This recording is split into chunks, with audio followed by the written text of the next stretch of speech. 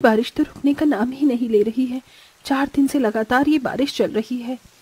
मानवी मिट्टी के चूल्हे पर खाना बना रही थी। तभी वहां मानवी की पड़ोसन उसकी अमीर प्रेग्नेंट बहन निशा आती है। अरे वाह वाह, अपने दुश्मन को तकलीफ में देखकर ना बड़ा मजा आता है। मना किया था ना मैंने तुझे कि इस गरीब अमित से शादी मत कर। अब खुद ही देख ले, खुद की गलती का नतीजा। रास्ते की भिखारिन की तरह तुझे अपना जीवन बिताना पड़ रहा है। निशा, लड़की के ससुराल वाले चाहे अमीर हो या गरीब, इस बात से कोई फर्क नहीं पड़ता।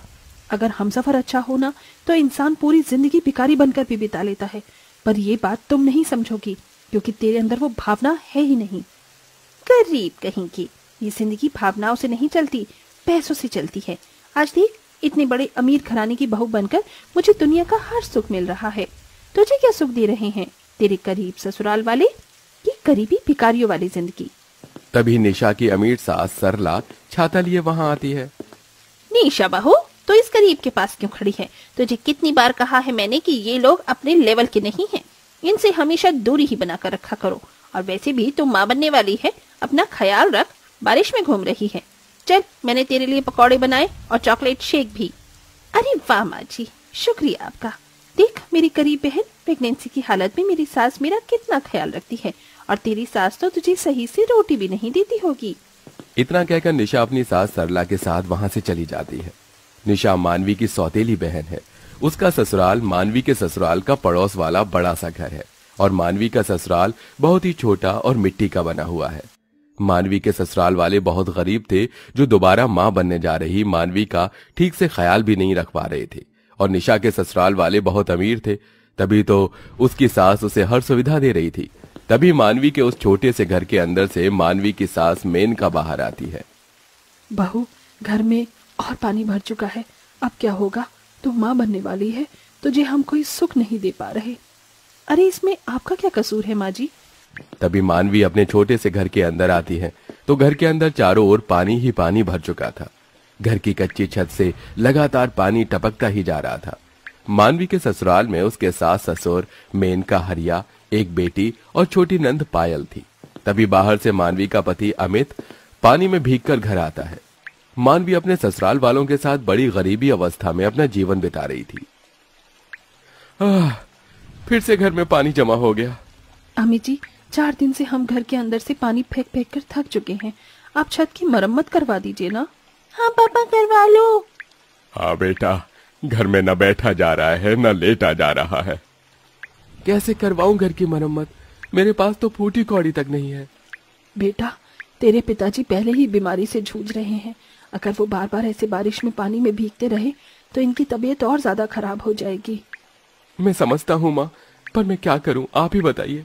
मैं जिस कारखाने में काम करता हूँ वहां से मुझे केवल 200 रुपए रोज की मजदूरी मिलती है और वो पैसे भी घर खर्च और पिताजी की दवाई में चले जाते हैं। पता नहीं कब तक हम इस गरीबी के जाल में फंसते रहेंगे। कमजोर छोटा घर और गरीबी के कारण मानवी और उसके ससुराल वालों को काफी परेशानियों का सामना करना पड़ रहा था, क्योंकि बारिश का पानी उनके घर में इतना आ रहा था कि उनसे घर में बैठा ही नहीं जा रहा था। और हरिया, जो एक बीमारी से जूझ रहा था, उसे हर बार पानी में भीगने से काफी तकलीफ होती जा रही थी।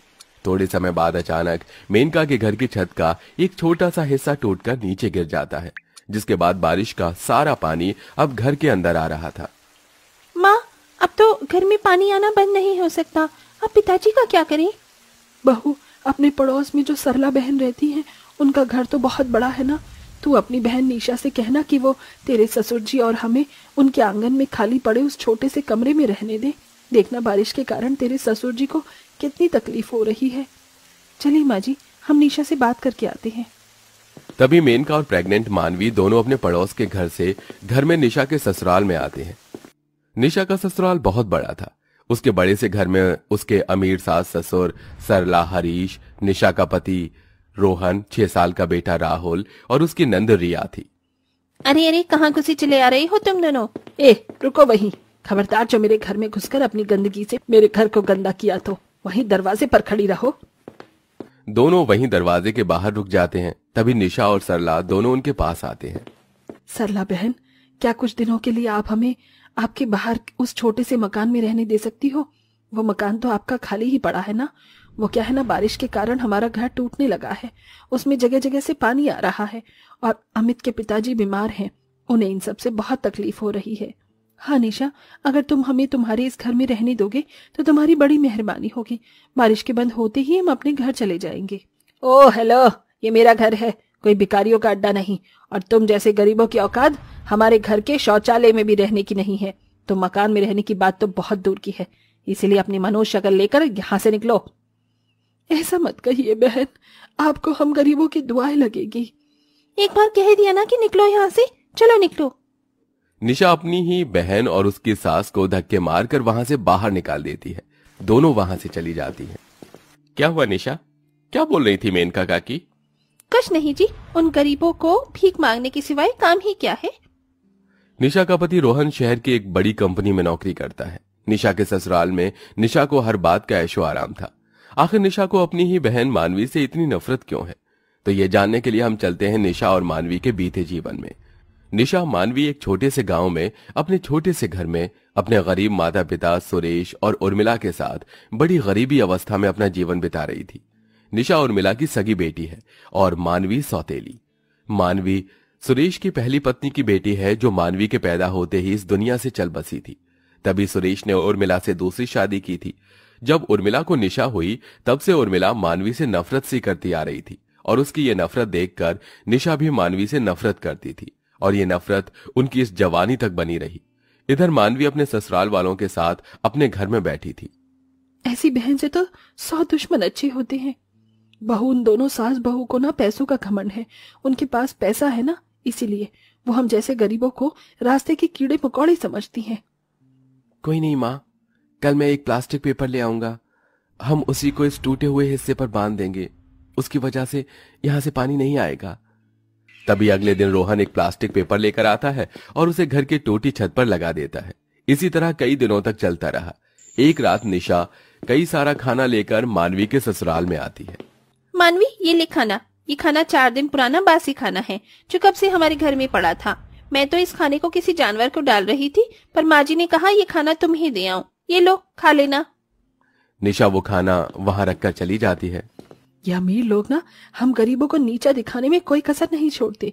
जा बहू, ये खाना बाहर फेंक दे।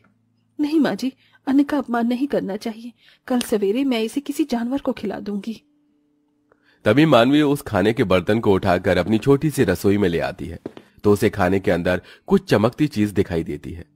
तो मानवी उस चमकती चीज को खाने के अंदर से निकालती है तो वो एक बड़ा सोने का नेकलेस था जो करीब 5 से 6 लाख रुपए की कीमत का था। अरे ये तो सोने का नेकलेस है, लगता है ये निशा या उसके परिवार में से किसी का है। मुझे तुरंत निशा को ये नेकलेस देकर आना होगा। मानवी वो सोने का नेकलेस लेकर रसोई से बाहर आती है और अपने परिवार वालों को वो नेकलेस बताती है। अरे बाप रे, नेकलेस तो काफी कीमती लगता है। बहू जा, तू तुरंत ये नेकलेस निशा को देकर आ। तभी बाहर तेज तूफानी बारिश शुरू हो जाती है। मानवी, बारिश थमने दो, उसके बाद ये नेकलेस लेकर चली जाना। मानवी रुक जाती है। तभी बारिश पूरी रात भर बड़ी तेजी से चलने लगती है, जिसके चलते मानवी निशा के घर नहीं जा पाती। अगले दिन सवेरे तभी हरीश के घर निशा के ससुराल में रोहन की कंपनी के कुछ ऑफिसर आते हैं। सर, आप लोग यहाँ? रोहन, तुम हमारी कंपनी के साथ इतना बड़ा धोखा कर रहे थे। तुमने हमारी कंपनी का 10 करोड़ रुपए का नुकसान कर दिया। तुमने कंपनी की पर्सनल इंफॉर्मेशन धोखे से दूसरी कंपनी को दे दी। तुम्हारी इस गलती पर अब कंपनी अपने 10 करोड़ रुपए तुमसे वसूल करेगी। ऑफिसर, रोहन की सारी संपत्ति हड़प लो। ये सुनकर निशा और उसके सबके होश उड़ जाते हैं। तभी वो ऑफिसर रोहन का घर, उसका सब कुछ उनसे छीन लेते हैं और रोहन के परिवार वालों को बेघर कर देते हैं। ये क्या किया रोहन तूने तो हमें किसी का मुंह दिखाने के लायक नहीं छोड़ा। हम तो एक ही पल में रास्ते के भिखारी बन गए। रोहन का परिवार पल में ही रास्ते का भिखारी बन चुका था। उनके पास से उनका सब कुछ चला गया था। अब कहाँ जाएंगे हम? तभी वहां मानवी और मेनका आते हैं तो निशा मानवी को सारी बात बताती है। क्या इतना सब हो गया तुम्हारे साथ? हम तो पूरे बर्बाद हो गए मानवी। रो मत निशा। काकी जी, कल रात निशा ने जो खाना हमारे घर पर लाया था, उस खाने में से सोने का नेकलेस मिला मुझे। शायद ये आपका है जो गलती से खाने में गिर गया था। सब उस सोने के नेकलेस को देखकर दंग रह जाते हैं। ये तो मेरा नेकलेस है, रोहन जी ने दिलाया था ये मुझे। पूरे 5 लाख रुपए का है ये नेकलेस। मानवी बहू, इतना सोने का कीमती नेकलेस देखकर तेरा मन इसे रखने का नहीं हुआ? तू चाहती तो इसे रख भी सकती थी, हमें तो पता ही नहीं चलता कि ये नेकलेस तेरे पास है, फिर तूने इसे रखा क्यों नहीं? काकी जी, जो चीज अपनी ना हो उसे अपने पास रखना सही नहीं होता। निशा, अब इस नेकलेस को बेचकर तुम एक घर खरीद लो और फिर से अपने जीवन की नई शुरुआत करो। तभी निशा, सरला, मेनका और मानवी के सामने हाथ जोड़कर उनसे माफी मांगते हैं। हमें माफ कर दीजिए मेनका बहन, मानवी बहू, आप दोनों इतने अच्छे हो और हम हमेशा से आपका इतना अपमान करते आ रहे थे। हमसे गलती हो गई, हमें माफ कर दीजिए। मानवी, अब इस नेकलेस को बेचकर हम 2 छोटे घर खरीदेंगे, एक तुम्हारा और एक हमारा। अब तुम्हें उस टूटे घर में रहकर और परेशानियों का सामना नहीं करना पड़ेगा। उसके बाद सरला, निशा वो नेकलेस बेचकर 2 घर खरीद लेते हैं और एक घर में वो खुद रहते हैं और दूसरा घर मानवी और उसके ससुराल वालों को दे देते हैं। जिसके बाद मानवी और उसके ससुराल वाले अपने नए पक्के घर में रहकर खुशी खुशी अपना जीवन बिताने लगे।